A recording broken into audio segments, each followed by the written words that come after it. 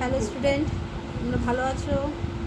আমি ভালো আছি। চলো আজকে আমরা একটা ক্লাস করে নিই। আজকে আমি যেটা পড়াবো সেটা হচ্ছে ইনভেন্টারির রকম ফের, মানে কত ধরনের ইনভেন্টারি হয়। আচ্ছা, প্রথমে বলে রাখি, এই ক্লাসটা যেটা হচ্ছে এটা হচ্ছে ক্লাস 12-এর ক্লাস হচ্ছে, ঠিক আছে? তোমাদের আমি রিটেল রিসার্চের ব্যাপারটা প্রথম দিক পড়িয়েছিলাম, এর আগে পড়িয়ে দিয়েছি। তো এবারে যেটা শুরু করবো, এই চ্যাপ্টারটা হচ্ছে ইনভেন্টারির রকম ফের। এটা তোমরা সেকেন্ড চ্যাপ্টার, এটা সেকেন্ড চ্যাপ্টারে সেশন 1, ঠিক আছে? আচ্ছা, ইনভেন্টারি কাকে বলে?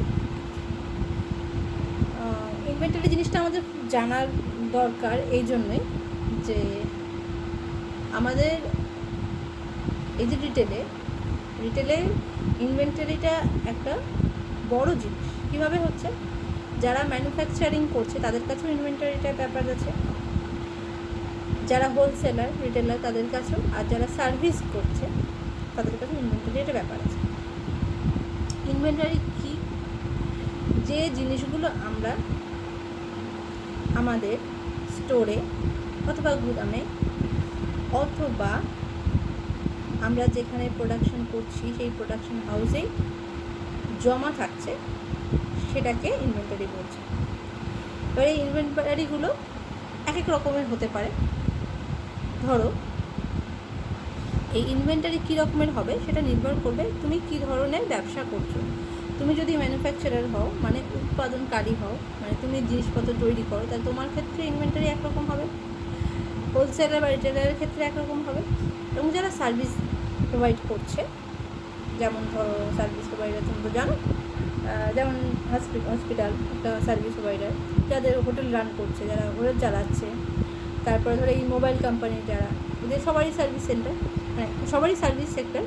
এই সার্ভিসের ক্ষেত্রে ইনভেন্টারি আরেক রকমের হয়।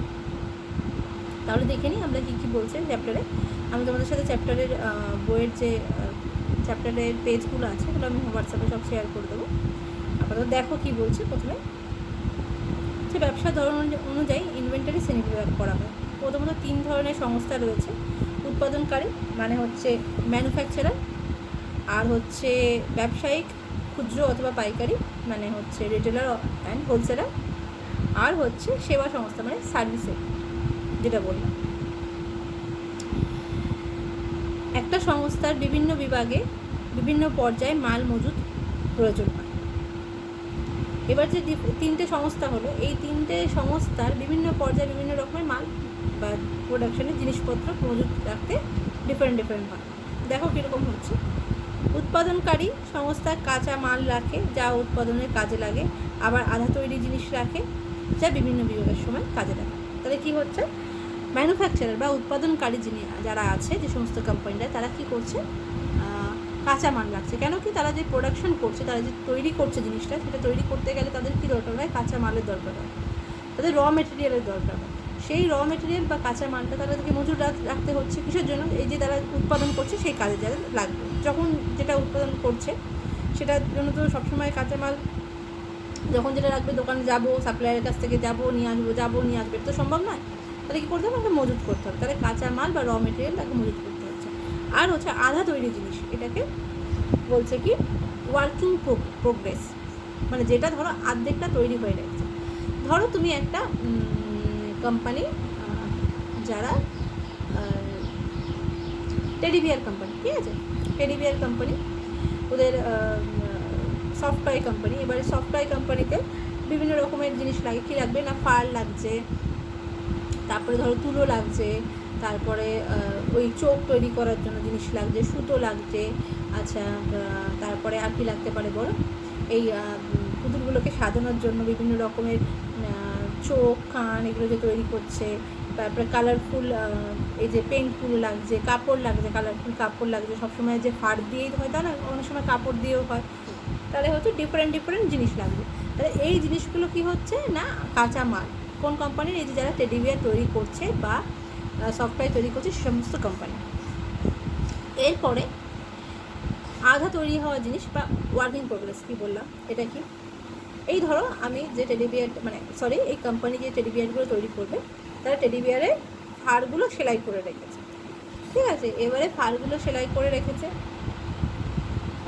তার মানে এখনও পুরোটা তৈরি হয়নি। বা ধরো ফার সেলাই করে রেখে ভেতরে তুলো ভরে রেখেছে, তাহলে এখনও পর্যন্ত চোখ নাক মুখ এগুলো করা হয়নি, তাহলে এগুলো করতে বাকি আছে। এই যে আধা তৈরি হওয়া জিনিসটা, এটাকে বলছো ওয়ার্কিং প্রোগ্রেস বা আধা তৈরি হওয়া জিনিস। এটাও একটা মজুদ আছে। মজুদ আছে কোথায় না, ওই উৎপাদনকারী বা ম্যানুফ্যাকচারার কোম্পানিতে। আর কি মজুদ আছে, আর যেটা মজুদ আছে সেটা হচ্ছে ফিনিশ গুড। ফিনিশ গুড কি, যেটা সম্পূর্ণ তৈরি হয়ে গেছে, যে সমস্ত টেডি বিয়ারগুলো পুরোপুরি তৈরি হয়ে গেছে সেগুলো। তাহলে যখনই তৈরি হয়ে গেছে সঙ্গে সঙ্গেই তো সেটা ডেলিভারি হয়ে যাবে না, ডেলিভারি হতে টাইম লাগবে। সেই টাইমটা কোথায় থাকবে, কোম্পানির কাছে মজুদ থাকছে। আবার অনেক সময় কি হয়, ধরো আমি রিটেলার, আমার গিফট শপ আছে, সেখানে গিফট শপে আমার একটা সেকশন আছে যেগুলো সফটওয়্যার রাখি। তো আমার সফটওয়্যার ডেলিভারি দরকার, তো আমি ম্যানুফ্যাকচারারকে বলে রেখেছি যে আমার এত পিস টেডি বিয়ার দরকার, এত পিস ভীম দরকার, এত পিস আমার ডোনাল্ড লাক দরকার, এগুলো আমি ডিফারেন্ট বলে রেখেছি। ছোটা ভীম দরকার, এইসব সব বলে রেখেছি আমি। এইবারে তারা কী করলো, আমার কাছ থেকে অর্ডার নিয়ে তাদের মতো জিনিসগুলো তৈরি করলো। এবার তারা আমাকে পৌঁছাবে, সেই পৌঁছানোর আগে পর্যন্ত জিনিসগুলো যেটা তৈরি হয়ে গেছে পুরোপুরি, সেগুলো তো ওদের কাছেই রাখবে। তাহলে এই তৈরি পুরোপুরি সম্পূর্ণ তৈরি হওয়া জিনিসগুলো কী বলছে, ফিনিশ গুড। তাহলে একটা ম্যানুফ্যাকচারারের কাছে কী কী জিনিস থাকছে না, কাঁচা মাল বা র মেটেরিয়াল থাকছে, আধা তৈরি হওয়া জিনিস থাকছে, আর থাকতে হচ্ছে পুরোপুরি তৈরি হওয়া জিনিস বা ফিনিশ গুড থাকছে। এছাড়াও কী থাকবে, এই যে ধরো জিনিসপত্র যখন তৈরি হচ্ছে তখন সব আমি ফারটা যে কিনে এনেছি বা সুতো কিনে এনেছি বা যা যা জিনিস কিনে এনেছি সবটাই তো লাগছে না, কিছু আমার বেঁচে যাচ্ছে। বা ধরো কিছু কাটাই ছাড়ার পর যে কিছু বেকার জিনিস বেঁচে যাচ্ছে, সেরকম সমস্ত কোম্পানি, সমস্ত প্রোডাকশন কোম্পানি বা সমস্ত ম্যানুফ্যাকচারার কোম্পানি যারা আছে, যারা তৈরি করে জিনিস, প্রত্যেক কোম্পানিতেই যখন কোনো জিনিস তৈরি করবে সেখানে কিছু না কিছু জিনিস যেগুলো কি হয়, বেকার হয়ে যায় তৈরি করতে গিয়ে। যারা ফার্নিচার তৈরি করছে, কাঠের জিনিস তৈরি করতে দেবে, কাঠ ঘষতে ঘষতে যেটা উঠে যায় সেটা সানব্রেকার হয়ে যায়, বা কিছু কাঠ কোনা থেকে বেরিয়ে আছে সেটাকে ভেঙে ভেঙে ফেলে দিচ্ছে। তো এই বেকার জিনিসগুলো, এগুলো কোথায় থাকে, যতক্ষণ না ফেলা হচ্ছে সেই ছাড় জিনিসগুলো অনেক সময় কোম্পানি থেকে যায়। আবার কী করে, অনেক কোম্পানি এই ছাড় জিনিসও অনেক সময় অনেক ডিফারেন্ট কোম্পানির ক্ষেত্রে বিক্রি হয়ে থাকে। আর কি থাকে, আর যেটা থাকে সেটা হচ্ছে একটা তো হলো কি বললাম তোমাদেরকে, যে যে যে জিনিসগুলো তৈরি করছে ফিনিশ গুড কাঁচা মাল থাকছে প্ল্যান্টে, ফিনিশ গুড থাকছে। আচ্ছা, আর হচ্ছে যন্ত্রপাতি, সমস্ত যে যন্ত্রপাতিগুলো থাকে সেগুলো থাকছে, ঠিক আছে। আচ্ছা, এইবারে ধরো কোনো জিনিস যখন তৈরি হচ্ছে সেখানে প্রতিটা জিনিসই কি একদম পারফেক্ট তৈরি হবে, কিছু কিছু তো মানে হয়তো কোনো ডিফেক্ট বেরোলো, এরকমও তো হয়। যেমন আমরা জামা কিনতে গেলে কখনো কখনো কোনো কোনো জামা কাপড়ের ডিফেক্ট থাকে, বা ধরো কোনো খেলনা যেটা তৈরি হচ্ছে ওদের কোনো কোনো খেলনাতে হয়তো ডিফেক্ট বেরিয়ে গেল, সেই ডিফেক্টের পিসগুলোও রাখা থাকে। হ্যাঁ, তো সেগুলোও আবার অনেক জায়গায় বিক্রি হয়। আমরা রাস্তাঘাটে অনেক সময় ছোটো ছোটো খেলনা সফটওয়্যার পরে থাকতে দেখি, যেগুলো অনেক সময় শেপগুলো সুন্দর থাকে না, বা কালারগুলো সবসময় সুন্দর হয় না, বা হয়তো দেখা গেলো ছোট্ট মতো এইটুকু সাইজের। তারা কী করেছে, বড় টেডি বিয়ারটা তৈরি করতে গিয়ে ওই ছোটো ছোটো ফালগুলো যেগুলো বেঁচে গেছে ওগুলো দিয়ে ছোটো ছোটো ছোটো ছোটো জিনিস তৈরি করেছে, ঠিক আছে। তো এইরকম জিনিসও তারা মজুদ থাকে। তো এই যেগুলো, এই সমস্তটাই কিন্তু ইনভেন্টারি হলো। এগুলো কার ক্ষেত্রে ইনভেন্টারি হলো, এগুলো পুরোটাই হচ্ছে একটা ম্যানুফ্যাকচারার কোম্পানি বা উৎপাদনকারী কোম্পানির ক্ষেত্রে এটা হচ্ছে হলো, ঠিক আছে, ইনভেন্টারি হলো।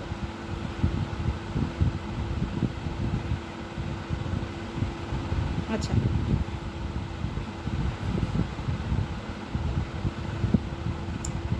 এইবার হচ্ছে ধরো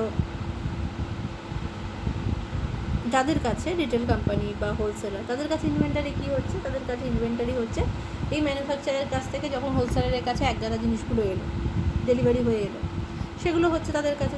তারা যতক্ষণ না রিটেলারকে জিনিসগুলো দিয়ে পাঠাচ্ছে, ডেলিভারি করছে, বা রিটেলার তাদের কাছ থেকে কিনে নিয়ে যাচ্ছে, তাদের কাছে এগুলো মজুদ থাকছে ইনভেন্টারি হিসাবে। আবার রিটেলারের কাছেও থাকছে, ঠিক আছে। আচ্ছা, এবারে দেখো দুটি মূল জিনিস আছে, উৎপাদন এবং ব্যবসা, তাই তো? একটা হচ্ছে উৎপাদন আর একটা হচ্ছে ব্যবসা, এটাই তো। একটা হচ্ছে ম্যানুফ্যাকচার করছে, তৈরি করছে, আর তারপরে সেটাকে কী করা হচ্ছে, তারপর সেটাকে না বিক্রি করা হচ্ছে, তাই তো? এই দুটোই কাজ, তাই এই দুটোই ব্যাপার হচ্ছে। এই উৎপাদনে আবার 3টি ভাগ আছে, কাঁচা মাল আর উৎপাদন প্রক্রিয়ায় আধা তৈরি মাল, হ্যাঁ, আর হচ্ছে পুরোপুরি তৈরি, মানে যেটা আমি বললাম। কী বললাম?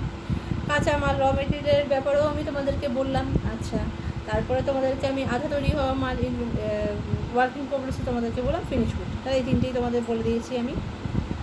আচ্ছা, এবারে দেখো আরেকটা ভাগ, যে দুটো ভাগ বলছে, এটা হচ্ছে মার্চেন্ডাইজ ইনভেন্টারি আর ম্যানুফ্যাকচারিং ইনভেন্টারি। মার্চেন্ডাইজ ইনভেন্টারি কী বলছে? যদি কোনো শিল্পী বা কারিগরের কাছ থেকে কেনা হয় নিজের দোকানে বা প্যালারিতে বিক্রির জন্য, ওটাকে বলা হবে মার্চেন্ডাইজ ইনভেন্টারি। তার মানে এটা কী বলছে? কোনো শিল্পী বা কারিগরের কাছ থেকে কেনা হচ্ছে যখন জিনিসটা, কি কিসের জন্য কেনা হচ্ছে? না, জিনিসটা কেনা হচ্ছে আমি বিক্রি করব করে আমার দোকানে। আমি কিন্তু কী করছি? আমি কিন্তু তৈরি করছি না, আমি বিক্রি করছি শুধু জিনিসটা। এবং আমি কার কাছ থেকে কিনছি? যারা তৈরি করছে সেই সমস্ত শিল্পী বা কারিগরের কাছ থেকে জিনিসটা কিনে আনছি, ঠিক আছে? এটা হচ্ছে তাহলে কি? Merchandise inventory. আর ম্যানুফ্যাকচারিং ইনভেন্টারি, যদি নিজেই শিল্পদ্রব্য তৈরি করা হয় তবে সেটা ম্যানুফ্যাকচারিং ইনভেন্টারি হবে। মানে যেটা এতক্ষণ আমরা ম্যানুফ্যাকচারার বা উৎপাদন ক্ষেত্রে প্রথমেই আমি যেটা তোমাদের একদম থরলি পড়ালাম ইনভেন্টারি, সেটা হচ্ছে ম্যানুফ্যাকচারিং ইনভেন্টারি। কারণ কি? এটা তো আমি নিজেই তৈরি করছি এবং সেক্ষেত্রে আমার এটা ম্যানুফ্যাকচারিং ইনভেন্টারি, ঠিক আছে?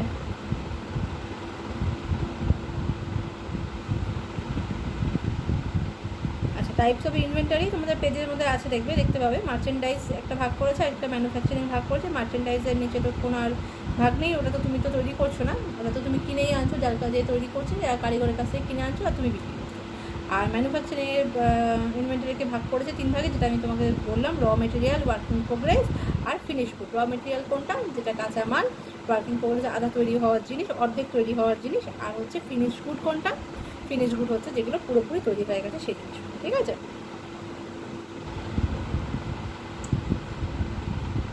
আচ্ছা, এবারে হচ্ছে ইনভেন্টারি পরিকল্পনার পদ্ধতি। এটা কি ইনভেন্টারি? এতক্ষণ তো বললাম ইনভেন্টারিগুলো কী কী আছে, ঠিক আছে? এবার ওই ইনভেন্টারি পরিকল্পনা মানে প্ল্যান করতে হবে তোমাকে। প্ল্যান না করলে তো হবে না, করতে হবে। কীভাবে প্ল্যান করা হয়? স্টক করার মূল পদ্ধতি, এটা একটা ভাগ। 2 নাম্বার ভাগ হচ্ছে শতকরা হিসাব পরিবর্তন পদ্ধতি, সাপ্তাহিক সরবরাহ পদ্ধতি, এটা 3 নাম্বার। 4 নাম্বার হচ্ছে মাল মজুদ বা বিক্রির অনুপাত পদ্ধতি। 5 নাম্বার হচ্ছে মাল মজুদ অনুপাতে কাজের পরিমাণ পদ্ধতি। এগুলো তোমরা বললাম যেগুলো, সেগুলো বুঝতে পারলে না, ঠিক আছে? কোনো ব্যাপার না, আমি বলে দিচ্ছি কী বলেছে। প্রথমটা হচ্ছে স্টক করার পদ্ধতি, বেসিক স্টক মেথড, ঠিক আছে? এগুলো ইংলিশেই মনে রাখবে, পড়তে সুবিধা হবে।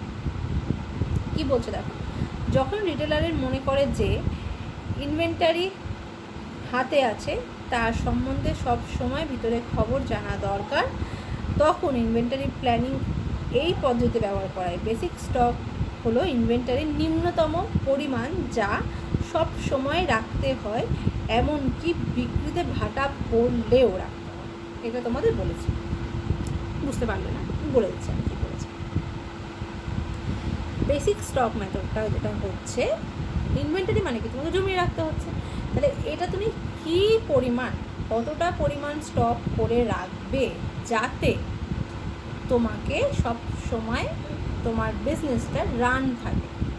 কি বিজনেস? তুমি যদি ম্যানুফ্যাকচারার হও সেক্ষেত্রেও তোমার রান থাকে। কী রান থাকবে তোমার কাজটা? না, তুমি যদি প্রপার পরিমাণ, একটা নির্দিষ্ট পরিমাণে যদি র মেটেরিয়াল মজুদ না করে রাখো, তাহলে তুমি যখন প্রোডাকশান করবে, জিনিসটা তৈরি করতে করতে যা এটা শেষ হয়ে যাবে, যা ওটা শেষ হয়ে যাবে, তাহলে কী করবে? তুমি আবার অর্ডার দেবে, তারপরে আনবে, তাহলে যতক্ষণ আসবে সাপ্লাইয়ের কাছে ততক্ষণ তোমায় কাজ বন্ধ রাখতে হবে। আমরা দেখে রাখি এগুলো কিন্তু সচরাচর এই পাশের দোকানেই হয় না, বা 1 ঘন্টা 2 ঘন্টা দূরত্বেও হয় না, খুব অনেক দূরের ব্যাপার থাকে। আর এবং এগুলোর প্রসিডিওর থাকে, তোমাকে অর্ডার দিতে হবে, তারা অর্ডার অ্যাকসেপ্ট করবে, তাকে নয়, তারা ডেলিভারি পাঠাবে, তুমি তুমি জিনিস মিলিয়ে নেবে, তারা একটা পুরো অনেকটা প্রসিডিউর। এর জন্য তোমাকে অনেক দিন তোমার তাহলে কী করতে হবে, এই যে তৈরির কাজ, জিনিসপত্র উৎপাদনের কাজ তোমাকে বন্ধ রাখতে হবে। বা ধরো তুমি রিটেলার বা হোলসেলার, তোমার কাছে লোক জিনিস কিনতে এসছে, এবারে তুমি একটা ন্যূনতম স্টক, বেসিক স্টক মেনটেনই করলে না, তোমার জিনিসটা শেষ হয়ে গেল। এবারে তোমার কাছে যখন লোক কিনতে এলো, তুমি ও বাবা শেষ হয়ে গেছে, এবারে তাহলে আমি আরও দিই, হয় তোমার কাছে কাস্টমার তুমি হারিয়ে ফেলবে।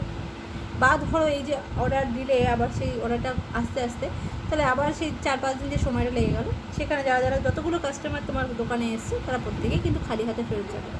কাস্টমার খালি হাতে ফেরত যাওয়া মানে তোমার কাস্টমার রিলেশনশিপ খারাপ হয়ে যাবে, এবং সেক্ষেত্রে তোমার কী হবে, ভবিষ্যতের ক্ষেত্রে তোমার কাস্টমারের সংখ্যা কমতে পারে।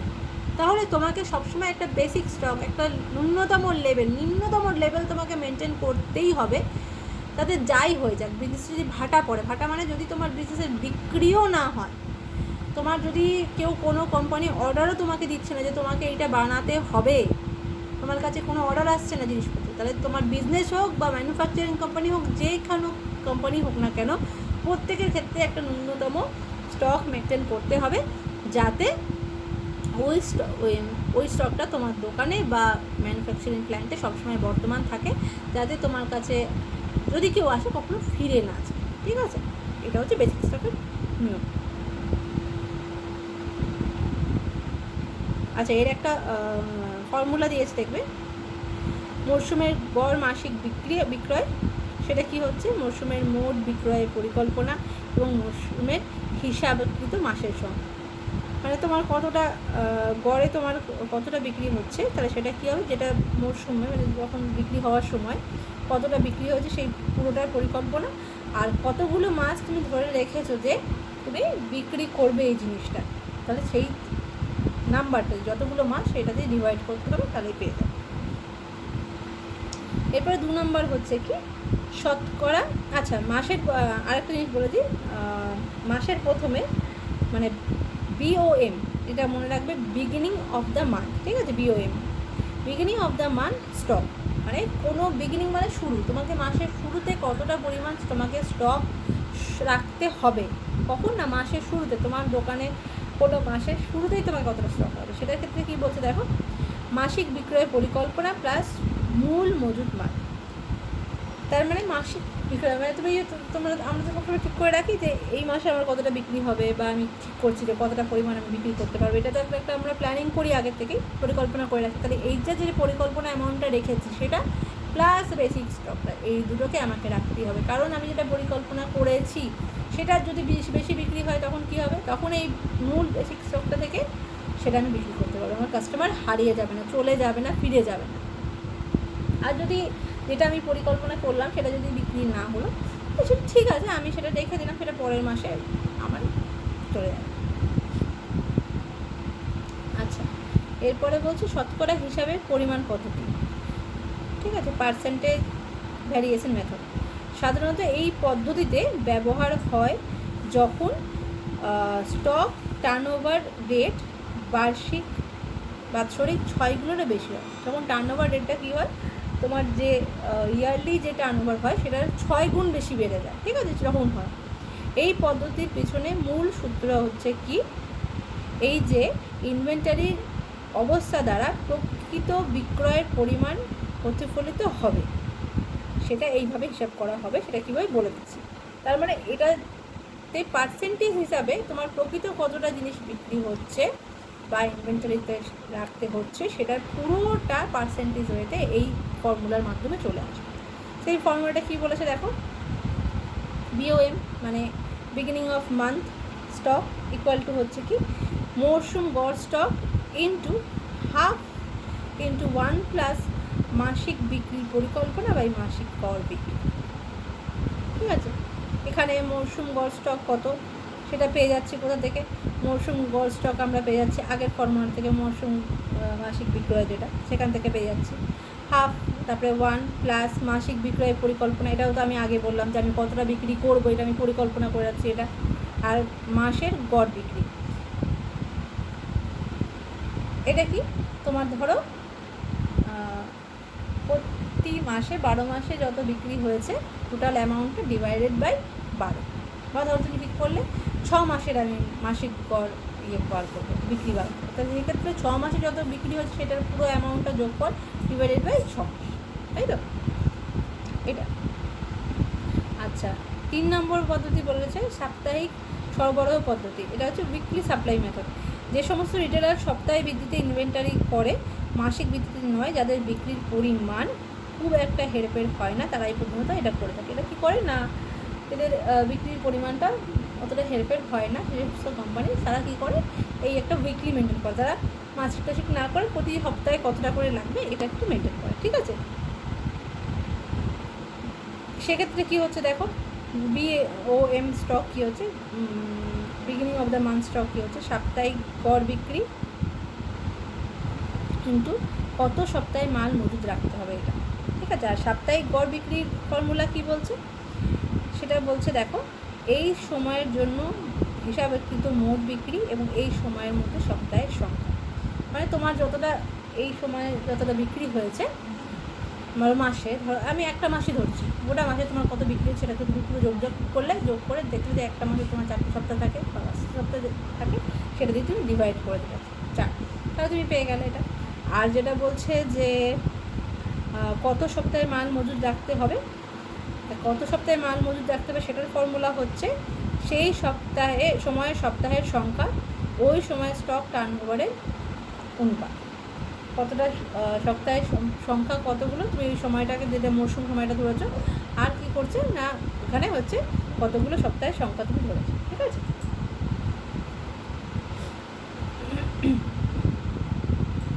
4 নম্বর হচ্ছে মজুদ মাল বাই বিক্রির অনুপাত পদ্ধতি, stock by sales rate method. এটা কি বলছে, এই পদ্ধতির ব্যবহার খুব সহজ, কিন্তু এতে রিটেলারদের BOM স্টক মানে হচ্ছে বিগিনিং অফ মান্থ স্টক বা বিক্রির অনুপাত জানা থাকা দরকার।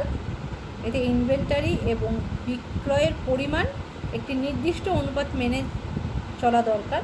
এই অনুপাতেই রিটেলারকে বলে দেবে যে মাসের প্রথমে কী পরিমাণ ইনভেন্টারি রাখতে হবে। তাহলে মাল মজুদের বিক্রির অনুপাতটা এটা তোমাকে জানতে হবে, সেটা জানলেই তুমি এইটা বার করতে পারবে, এবং এটা বার করলে নিলেই অতি সহজেই তুমি মনে রাখতে পারবে, মানে যারা রিটেলার তারা এটা অতি সহজেই হিসাবটা করে জানতে পারবে যে তাদেরকে মান্থের শুরুতেই কতটা স্টক করতে হবে। মজুদ মাল এর বিক্রয়ের অনুপাত কি, ইনভেন্টারির আর্থিক মূল্য আর প্রকৃত বিক্রি। আর্থিক মূল্য কত, ইনভেন্টারি কত টাকা লেগেছে কিনতে, যেটা মজুদ রাখছো সেটা মজুদ তার কিনতে কত টাকা লেগেছে, আর প্রকৃত বিক্রি সেটা আর্থিক মূল্য, এটা দাম কত, আর প্রকৃত বিক্রি কতটা হয়েছে সেটার মূল্য। এইবারে পরিকল্পিত বিগিনিং অফ মান্থ ইনভেন্টারি কী হবে, মজুদ মালের বিক্রির অনুপাত ইন্টু পরিকল্পিত বিক্রি। মজুদ মালের বিক্রির অনুপাত তো তুমি পেয়েই গেলে আগের ফর্মুলা থেকে, আর পরিকল্পিত বিক্রি এটা তো তুমি পরিকল্পনা করবে যে তুমি কতটা বিক্রি করবে, ঠিক আছে? এটা ডিপেন্ড করবে যার পরিকল্পনা যতটা হবে তার উপর। মজুদ মাল অনুপাতে কাজের পরিমাণ। এবার হচ্ছে স্টক টার্নওভার রেট। কী হচ্ছে দেখো, স্টক টার্নওভার রেট বলতে বোঝায় যে গতিতে পণ্যাদি রিটেল স্টোরে আসা যাওয়া করে একটা নির্দিষ্ট সময়ের মধ্যে তার কার্যকারী মাপ, এটা দক্ষতার মাপকাঠি এবং একটি পর্যায় অনুযায়ী হিসাব করা হয় 6 মাস কি 1 বছর, ঠিক আছে? তাহলে এটা কি বলছে দেখো,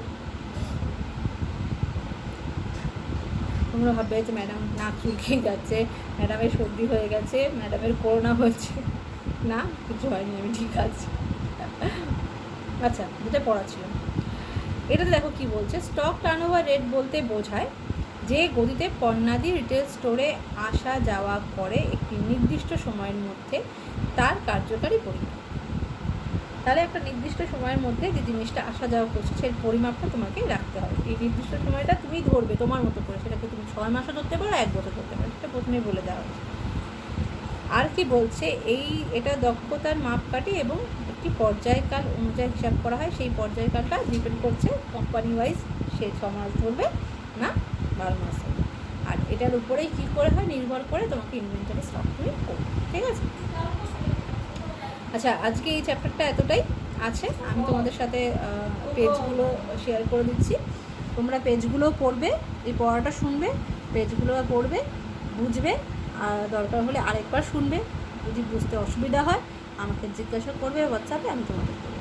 ঠিক আছে, ভালো থাকবে।